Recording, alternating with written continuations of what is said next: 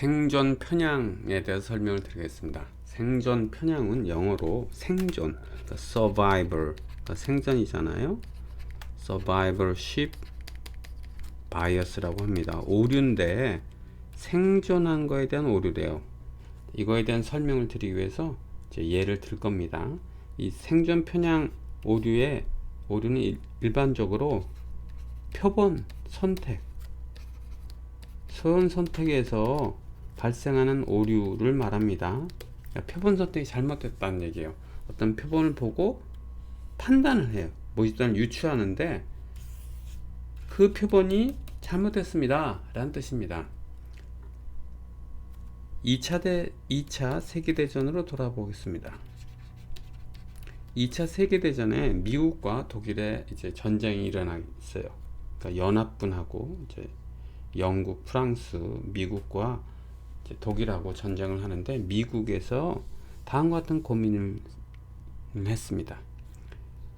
독일군에 가서 전투기가 독일군을 공격한 다음에 돌아온 비행기가 이런 형태를 띠고 있었어요. 여기서 빨간색은 피탄 자국입니다. 총탄 자국이에요. 그래서 비행기의 총탄 자국을 모아봤더니 이렇게 생겼어요. 그래서 이 부분이 많이 피탄 자국 있죠. 여기도 많고 여기도 많고 여기도 많고 여기도 많은데 없는 부분이 있어요. 없는 부분은 노란색을 펴볼까요? 여기는 없네요. 피탄 자국이.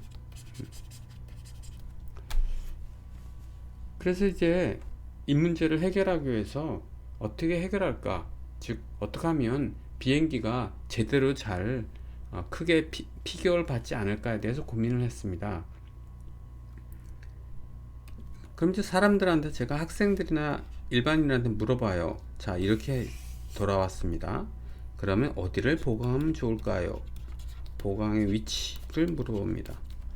보강의 위치를 물어보는 이유는 전체적으로 다 비행기 전체를 다 보강했으면 좋겠지만 전체를 보강하게 되면 무게가 무거워져서 이제 비행기의 기동성이 훨씬 떨어집니다.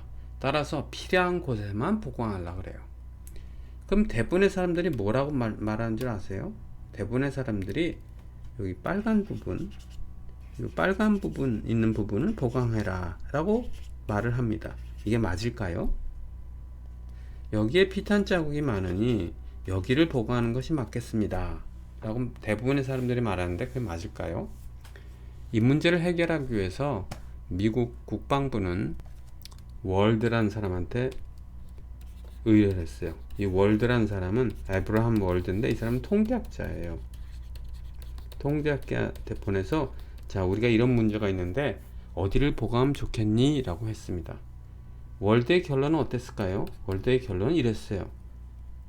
노란 부분을 보강하세요. 황당한 얘기죠? 왜냐하면 피탄 자국이 전혀 없는 것을 보강하라고 했습니다. 왜 이랬을까요? 그거에 대해서 알아보도록 하겠습니다. 그걸 알아보기 위해서 그 월드의 아이디어를 단순화시키기 위해서 제가 예를 한번 들겠습니다. 출격이 100대가 했다고 해보겠습니다.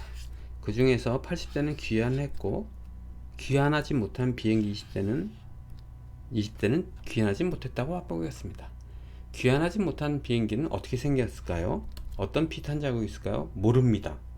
왜냐하면 독일 진영에 있거나 바다에 빠졌거나 하기 때문에 미군에서는 전혀 그 추락한 비행기, 귀환하지 못한 비행기에 대해서 피탄 자국을 확인할 수가 없습니다. 그러나 우리가 아는 것은 귀환한 80대는 이렇게 생겼다는 거예요. 피탄 자국이 분홍색 부분에 피탄 자국이 있고 노란 부분은 피탄 자국이 없다는 거예요. 그러면 궁금한 것은 추락한 20대는 때의 피탄 자국은 어떨까겠죠? 어떨까? 이걸 확인하기 위해서 전투 현장을 한번 돌아가 보도록 하겠습니다. 전투기를 맞추려고 합니다. 전투기를 맞추려고 하면 적군의 비행기가 우리 아군의 전투기를 맞추려고 하거나 혹은 지상에서 소총이나 방공포를 쏩니다. 이때 피탄 자국이 어디에 생길까요? 보통 비행기는 이렇게 생겼을 때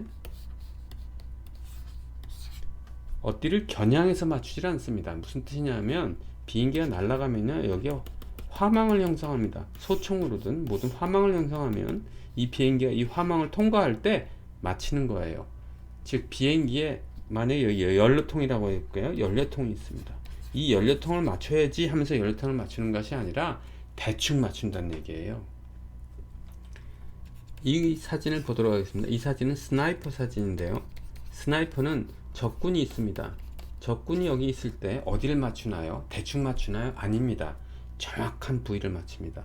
만약 예를 들어서 요 가슴 맞춘다고 하면 정확하게 가슴을 맞추는 거예요.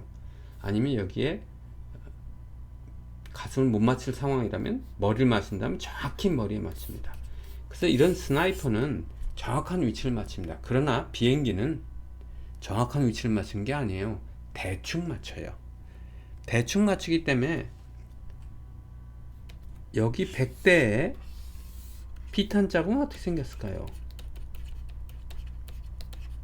즉 귀환한 80도 말고요, 출격한 100대의 피탄 자국을 생각해 보겠습니다. 대충 맞추기 때문에 피탄 자국, 즉 총탄 자국은요, 특정한 부위에만 분포하는 것이 아니라 고르게 분포할 거예요. 그래서 얘를 그림을 한번 그려 보겠습니다.